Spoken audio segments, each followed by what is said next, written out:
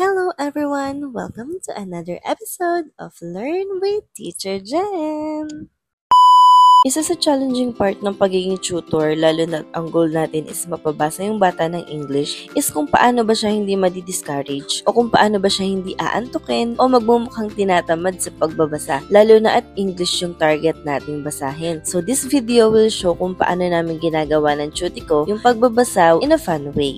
So, since yung mga oras namin is every after class, medyo hapon na kasi talaga yon and talagang pagod na yung bata. Pero nakakatuwa din yung mga parents na ganito na ini-encourage nila yung mga anak nila at binibigyan ng opportunity para magpa-tutor after class para mas ma-practice pa yung reading skills ng mga anak nila, both English and Filipino. And since napapansin nga natin na si Chuty is inaantok or kaya naman ay napapagod na sa pagbabasa, gumawa talaga ako ng way para ma-encourage ko siya sa pagbabasa ulit. And ginawa namin to in a fun way, yung tipong mag-e-enjoy siya and at the same time, mariretain sa kanya yung mga binasa niya. R. Okay, good. Okay, next.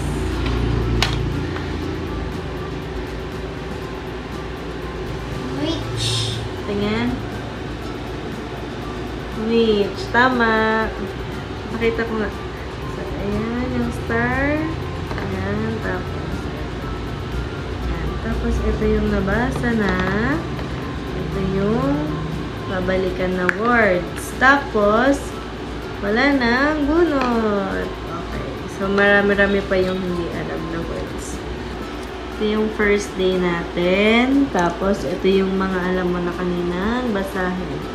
Tapos, ito, isa-isahin natin. Ready na po muna. Tingnan natin kung may mapapalagay pa sa purple. First. Tingin. Ano yan? Found. Good. Found. Mamaya yung star. Next. Small. Small. Very good. Next. Nose. Very good. Next.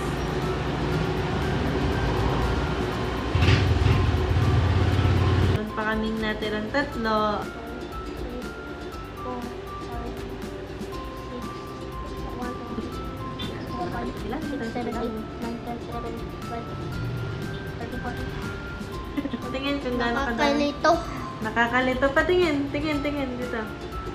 O, yan ang naging star niya. Ibig sabihin, ganyan po kadami ang nabasa ni Matmat. Ayan. So, isa ito sa mga nakita ko na nag-enjoy siya na ginagawa namin. As you can see, meron na kami naka-sticker or may sticker na itong dalawang column with star. Pero every time na binabalikan namin, meron pa din siya mga words na hindi agad maalala or mabasa kaagad. Kaya ang ginawa ko, nagawa ako ng games na palabunutan, which is isusulat ko yung mga words na hindi niya mabasa and then bubunutin niya. Once na okay na, saka kami babalik ulit dito sa material niya. And kapag nababasa na niyang lahat, okay na kami, mag-move forward na kami sa other columns. And once okay na, syempre bibigyan natin siya ng award.